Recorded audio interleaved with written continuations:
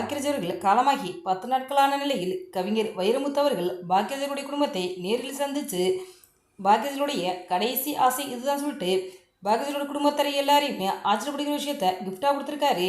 இதை பார்த்து பாக்கியராஜின் குடும்பத்தார்களும் ரசிகர்களும் மீண்டும் கண்கலங்க வச்சிருக்குது. இந்த ஒரு விஷயம் தான் இப்போ சோதனை மீடியில் வைரலாகி வருது. பாக்கியராஜ் அவர்கள் காலமாறதுக்கு 10 நாளைக்கு முன்னாடி, அதாவது 17/6/2026 அன்று படிச்சா பிடிச்சிடலாம் அப்படிங்கிற ஒரு சுயசரிதை நூலின் முன்னுரையை எழுதி கொடுக்க சொல்லி கேட்டார். அதுக்கு வைரமுத்து அவர்கள் கொஞ்சம் அவகாசம் கொடுங்கன்னு சொல்லியிருக்காங்க. அதுக்கு பாக்கியராஜர்களும் சம்மதம் சொல்லியிருக்காரு. ஸோ இந்த நிலையில் இப்போ பாக்கியராஜ் அவர்கள் காலமாக இருக்காரு. அதைத் தொடர்ந்து இப்போ வைரமுத்து அவர்கள் அந்த நூலின் முன்னுரையை எழுதி முடிச்சுட்டு ரொம்ப நெகிழ்ச்சியாக சில விஷயங்களை சோசியல் மீடியாவில் ஷேர் பண்ணியிருக்காரு. அதாவது 17/6/2026 அன்று என்கிட்ட பாக்கியராஜ் அவர்கள் சுயசரிதை நூலின் முன்னுரை எழுதி கேட்டார். 27/6/2026 அன்று பாக்கியராஜ் அவர்கள் திடீரென மாரடைப்பால் காலமிட்டார் அப்படிங்கிற செய்தியை கேள்விப்பட்டதுமே எனக்கு தாங்க முடியாத அதிர்ச்சியும் சோகத்தையும் ஏற்பட்டுருந்துச்சு. அதன் பிறகு அந்த சுயசரிதை புத்தகத்தை முழுமையாக படிச்சிருக்கேன். படிக்க பாக்கியராஜ் அவர்கள் வாழ்க்கையில் சந்தித்த வறுமை, அவமானம், தோல்வி, போராட்டம், மனக்காயங்கள், ரணம் என ஒவ்வொரு பக்கமும் என்னுடைய மனதை ரொம்பவே வாட்டி எடுத்துருச்சு. பாக்கியராஜ் அவர்கள் இறந்த வருத்தத்திலேயே அந்த நூலின் முன்னுரை எழுதியிருக்கேன்.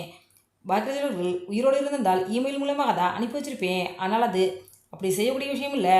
நேரில் கொடுப்பதான் அவருக்கு நான் செய்யும் மரியாதைன்னு நினச்சேன். அதனால் நேற்று மாலை பாக்கியராஜருடைய இல்லத்துக்கு நேரில் சென்று அந்த முன்னுரையை திருமதி பூர்ணிமா பாக்கியராஜரிடம் வழங்கியிருந்தேன். பக்கத்தில் தம்பி சாதன் அவர்கள் இருந்தார்.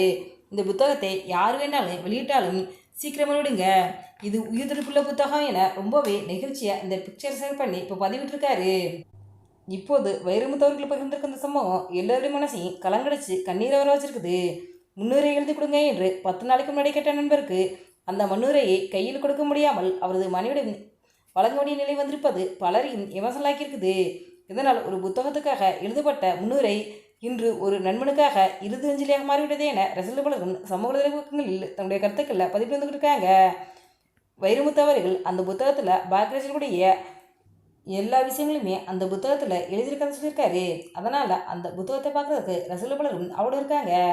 பாக்கியராஜ் அவர்கள் காலமானாரும் எல்லாருடைய மனசுலையும் வாழ்ந்துக்கிட்டு தான் இருக்காரு அப்படின்னு ரசிகர்கள் பலரும் தங்களுடைய கருத்துக்களை சொல்லிட்டு வந்துக்கிட்டு இருக்காங்க.